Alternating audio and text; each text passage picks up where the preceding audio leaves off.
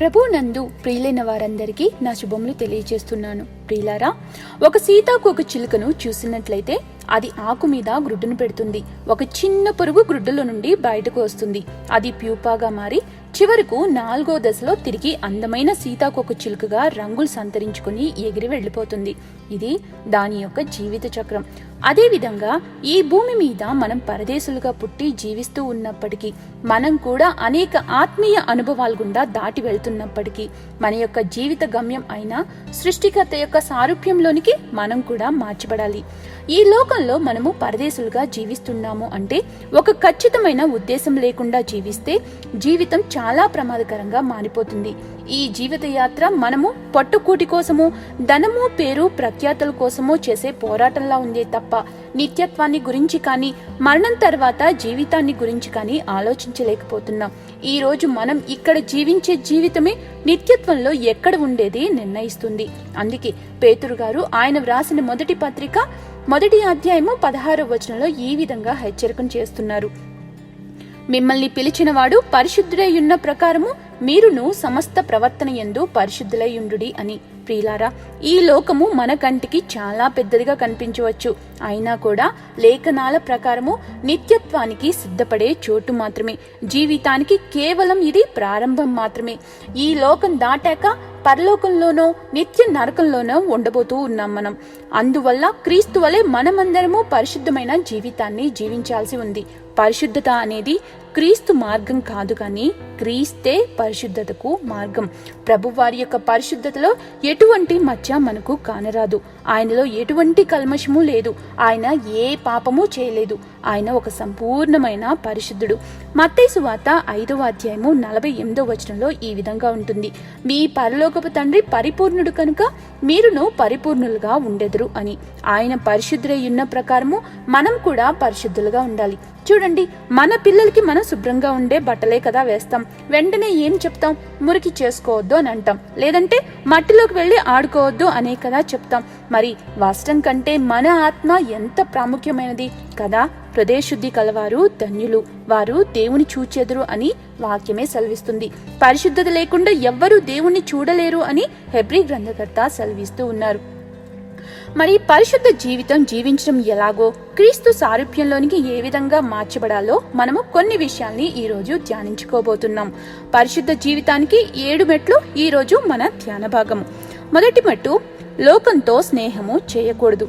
పరిశుద్ధత అంటేనే లోకం నుంచి ప్రత్యేకించబడటం.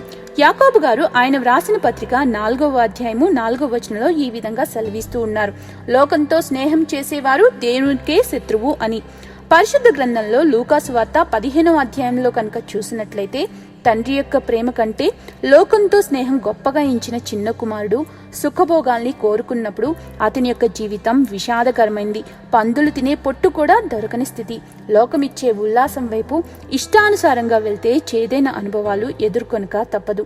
అదేవిధంగా కుమారులతో, భర్త అయిన ఎలీమెలెకుతో దేవుని యొక్క వాగ్దాన దేశాన్ని విడిచిన నయోమి మోయాబు దేశాన్ని స్నేహించి భర్తను కుమారులను కోల్పోయింది. ప్రియులారా, లోకము మన హృదయంలోనికి వచ్చినప్పుడు దాన్ని తీసివేయాలి. దేవుని దగ్గర పశ్చాత్తాపడాలి. చిన్న కుమారుడు చూడండి, తండ్రి, నీ నామమునకు అవమానాన్ని, సిగ్గుని తెచ్చాను, నీ కుమారునిగా స్వీకరించు అని కోరను, కానీ సేవకుల్లో ఒకనిగా ఎంచుము అని పశ్చాత్తాప హృదయాన్ని కలిగి ఉన్నాడు. ఎప్పుడైతే ఆ హృదయంలో ఒప్పుకోలు వచ్చిందో, తప్పు అని గ్రహించాడో, అప్పుడే తండ్రి క్షమించేశారు. హల్లెలూయా. కుమారుని తిరిగి చేర్చుకున్నారు. నయోమి కూడా పశ్చాత్తాపడి తిరిగి బెత్లెహేముకి చేరుకుంటుంది. దేవుడు నయోమిని తిరిగి చేర్చుకుని ఆశీర్వదిస్తారు. అవునండి, లోకంతో స్నేహం చేయకూడదు. ఇద్దరు యజమానులకి దాసులుగా అస్సలకి ఉండకూడదు. ఇంకా 2వ మెట్టును చూసినట్లయితే, శరీర వాంఛల నుండి పారిపోవాలి.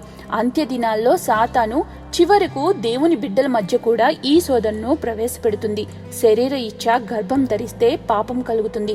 శరీరంలో సంతోషిస్తున్నప్పటికీ అది మానని వేదనను మిగుల్చుతుంది. శరీరం చనిపోయినా మన పాపము మనల్ని అగ్నిగుండానికి ఈడ్చుకొని తీసుకుని వెళ్తుంది.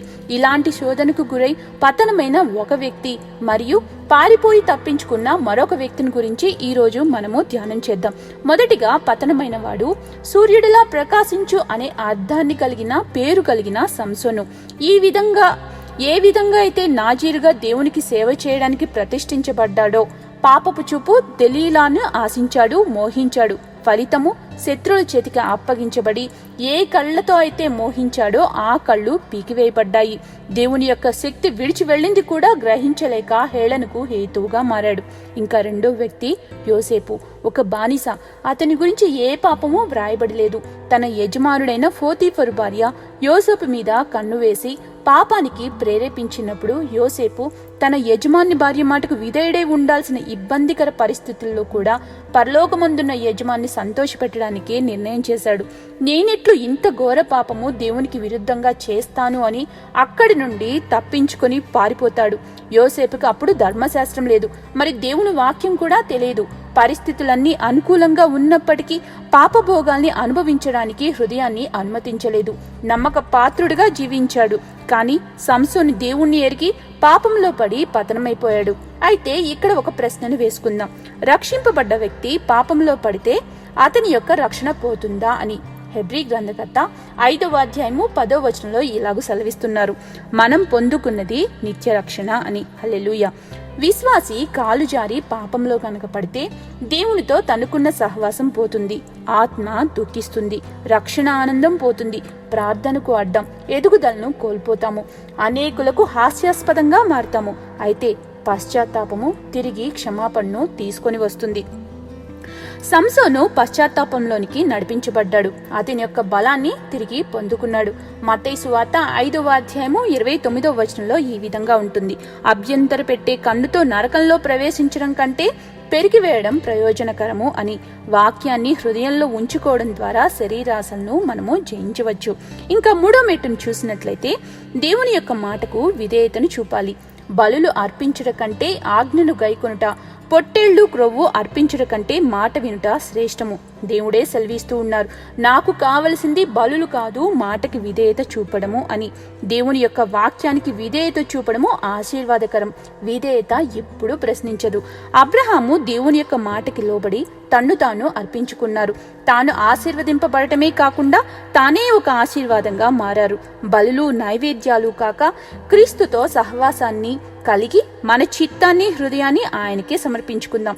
మత్తయి సువార్త 7వ అధ్యాయము 24వ వచనంలో ఈ విధంగా ఉంటుంది. కాబట్టి నా మాటలు విని వాటి చొప్పున చేయు ప్రతివాడు బండ మీద తన ఇల్లు కట్టుకున్న వాణ్ణి పోలియుండును అని. ఇంకా 4వ మెట్టును చూసినట్లయితే దేవునితో సహవాసాన్ని కలిగి ఉండాలి. పౌలు గారు కొరింథీయులకు రాసిన మొదటి పత్రిక 1వ అధ్యాయము 9వ వచనంలో ఈ విధంగా సెలవిస్తూ ఉన్నారు. మన ప్రభు అయిన యేసు క్రీస్తు అన తన కుమారుని యొక్క సహవాసమునకు మిమ్మును పిలిచిన దేవుడు నమ్మతగినవాడు. మనమందరము ప్రభు చేత పిలువబడిన వారం. క్రీస్తుతో సహవాసం చేయుటకు ఆయన మనల్ని పిలిచారు. సంపూర్ణంగా నడిపించుటకు ఆయన శక్తిమంతుడై ఉన్నారు. అబ్రహాంని దేవుడు పిలిచారు, ఆశీర్వదించారు. నోవాహుని దేవుడు పిలిచారు, ఓడలోనికి ప్రవేశపెట్టి జలప్రలయం నుండి రక్షించారు. మోషేని దేవుడు పిలిచారు, ఇశ్రాయేలీల ప్రజలను నడిపించడానికి శక్తిని బలాన్ని ఇచ్చారు. శిష్యుల్ని చూడండి, విద్య లేని పామర్లు దేవుడు పిలిచారు, వారు ప్రపంచాన్నే తలక్రిందులు చేశారు. ప్రియులారా, ఈ లోకము అగ్ని కొరకు భద్రపరచబడి ఉంది. తప్పించుకునే నిమిత్తం మనం కూడా క్రీస్తు అనే ఓడలోనికి ప్రవేశిద్దాం. దేవునితోనే సహవాసాన్ని కలిగి ఉందాం. ఇంకా 5వ మెట్టును చూసినట్లయితే దేవుని కొరకు తృష్ణని కలిగి ఉండాలి. కీర్తనకారుడైన దావీదు గారు 122వ సంకీర్తన 1వ చరణంలో ఈ విధంగా పాడుతూ ఉన్నారు. యెహోవా మందిరమునకు వెళ్ళుదమని జనులు నాతో అనినప్పుడు నేను సంతోషించితిని అని ఆయన అక్కడ పాడుతూ ఉన్నారు. ఆత్మీయ జీవితంలో ఒక అడుగు ముందుకు వేసి దేవుని యొక్క మందిరంలో ప్రార్థనలో సాధ్యమైనంత ఎక్కువ సమయం గడిపే కోరికను మనము కలిగి ఉండాలి. ఆరంభ సంఘం యొక్క విశ్వాసులైన అపోస్తులు బోధయందును, అపోస్తుల బోధయందును, సహవాసంలో రొట్టె విరుచుట యందును, ప్రార్థన చేయటలో ఎడతెగక ఉండేవాళ్ళు. దేవుని యొక్క మందిరంలో సేవలో ఎంత ఎక్కువ భారాన్ని కలిగి ఉంటే ఆత్మీయ జీవితంలో అంత బలంగా ఉంటాం. ఇంకా 6వ మెట్టును చూసినట్లయితే సమాజంగా కూడుకొనుట మానుకోవద్దు. సంఘం అనేది ప్రభువుని ఆరాధించే స్థలము, మహిమపరిచే స్థలంగా ఉంది. ఆత్మతో ప్రార్థనతో ఆరాధించి ప్రార్థించే స్థలం, సువార్తికులు ప్రార్థనా వీరులు లేపబడే స్థలం. అయితే ప్రభువారు ఈ లోకంలో సంఘాన్ని స్థాపించారు. కానీ ఈ దినాల్లో కనుక మనం చూసినట్లయితే సంఘంలోనే లోకాన్ని చూస్తాం. ఓడ నీటి మీద తేలాలి తప్ప నీరు ఓడలోనికి వస్తే ప్రమాదం కదా. సంఘం అనేది క్రీస్తు యొక్క వధువు. ఎఫెసీయులకు రాసిన పత్రిక 5వ అధ్యాయము 22వ వచనం. సంఘము దేవుని యొక్క కుటుంబము. తిమోతికి వ్రాసిన మొదటి పత్రిక 3వ అధ్యాయము 15వ వచనం. సంఘము సత్యానికి స్తంభము మరియు ఆధారం. సంఘానికి శిరస్సు క్రీస్తువారు. మత్తయి సువార్త 16వ అధ్యాయము 18వ వచనంలో పేతురుతో ఒక మాటను సెలవిస్తారు ప్రభువారు.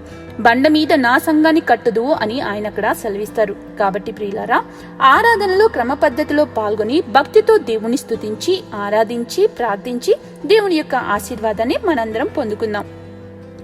ఇంకా 7వ మెట్టును చూసినట్లయితే అన్నిటికంటే మరి ముఖ్యమైనది ప్రార్థన. ప్రార్థన దేవునితో సహవాసాన్ని కలిగి ఉండటమే కాక దేవుని నుండి సహాయాన్ని పొందుకోవడానికి నిత్యమైన పెట్టుబడి. నీవు క్రైస్తవుడివా? తప్పకుండా ప్రార్థించు. జాన్ వెస్లీ గారు ప్రార్థనతో ఇంగ్లాండ్ దేశాన్ని తలక్రిందులు చేశారు.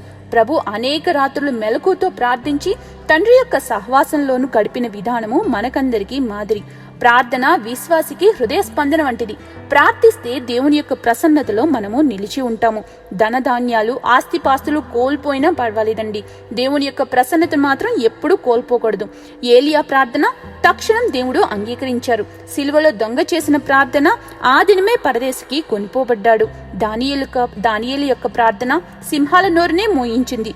ప్రార్థించి ప్రకృతిని శాసించారు భక్తులు. ప్రార్థించి అగ్నినే రప్పించారు. ప్రార్థించి జీవాన్నే పొందుకున్నారు. చివరికి సిలువలో క్రీస్తు వారు చేసిన ప్రార్థన మనందరినీ కూడా రక్షింపగలిగింది.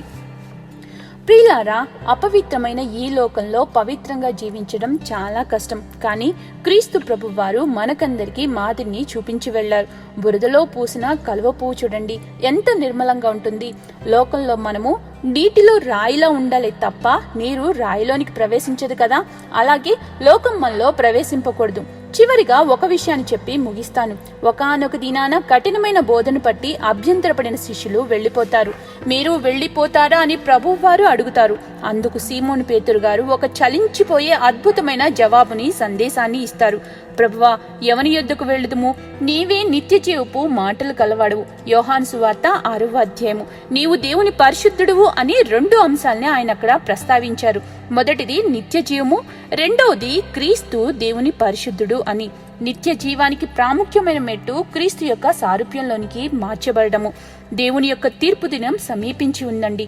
మనం మన శరీరంతో చేసిన అపవిత్ర కార్యాలను బట్టి దేవునికి లెక్క అప్పచెప్పాలి. క్రైస్తవ్యంలో అడ్డదారి పరిష్కారాలు లేవు. క్రీస్తు ఒక్కటే మార్గం. పశ్చాత్తాపడదాం. మన కొరకై చనిపోయిన రక్షకుని యొద్ద పాపాలను ఒప్పుకుందాం. తిరిగి కోల్పోయిన పరిశుద్ధత నిమిత్తము పశ్చాత్తాపడదాం.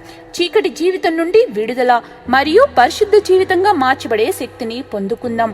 క్రీస్తు వలె రూపాంతరం చెందుదాం. నిత్య రాజ్యానికి సిద్ధపడదాము. అట్టి కృపాధన్యత పరిశుద్ధాత్మ దేవుడు మనకందరకు అనుగ్రహించునుగాక. ఆమేన్.